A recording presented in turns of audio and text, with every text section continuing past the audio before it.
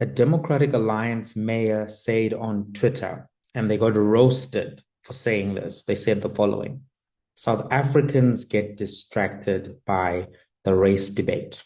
Instead, they should focus on the life-changing issues: poverty, inequality, unemployment. What's wrong with this statement? I'm going to tell you why just now. Two things are wrong with this statement. Number one, it's offensive and deeply wrong to say that race or race discussions are a distraction for Black people in South Africa, even in 2022. The attack that occurred at the Muzzle Sport Resort resonated with many people because many people have gone through that exact experience, only that it wasn't recorded on camera. Many people have been victimized. Many people have been discriminated against, denied access into facilities, or treated in a way that was demeaning merely because they were Black. This still happens in 2022. It's happened to me. It's happened to many Black South Africans. That's why they resonated with what happened in that video. And that's why they voiced concern and outrage as a result of that.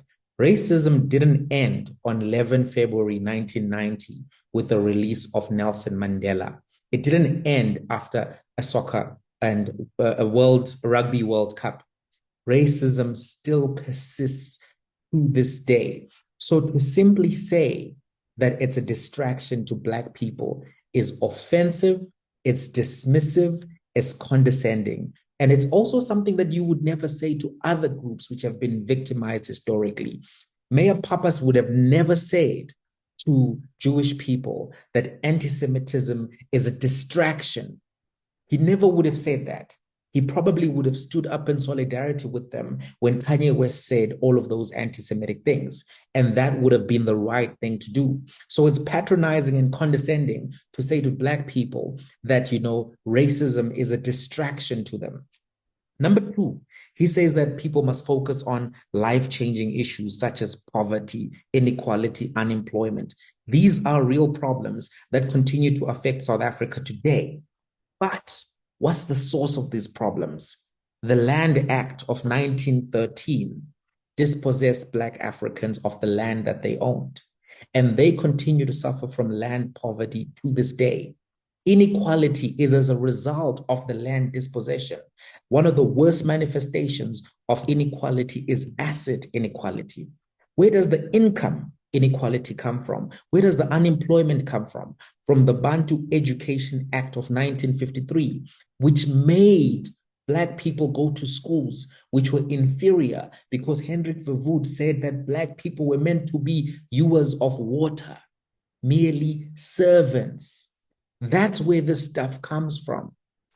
So if you say that you actually care about poverty, inequality, and unemployment, but don't care about the racist policies that created those realities which continue to persist in 2022, going into 2023, then you are totally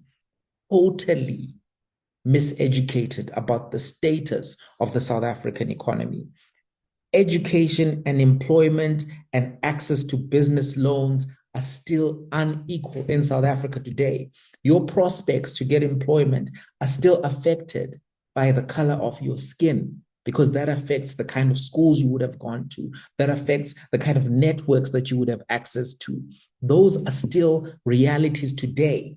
People don't get business loans if they are Black because they are Black. So for you to come and say to people that it's a distraction, that shows just a lack of political literacy at the deepest level for a country such as South Africa.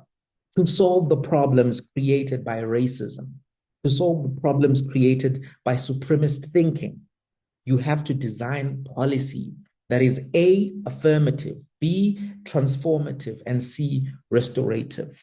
You don't achieve that without actually being aware of the color bar that created them, the racist policies that created them. It actually requires a focus on race, not an attitude that views race discussions as a distraction. To be fair, there are many problems that have been exacerbated by the poor governance in the last 28 years. They were exacerbated, but the wounds, the original injury came from apartheid, colonialism, racism, and supremacist thinking and ideology. That's where all of this comes from. So you can't cure everything without actually going to the root causes, without having an appreciation of the root causes. This response by Pappas has been viewed over 1 million times. I think that he's actually tarnished his political trajectory. Many people loved him.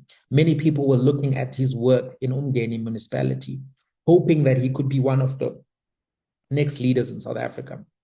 But he has deeply disappointed those who supported him. People were looking at him thinking that he's better than John Steenhuisen because he gets it.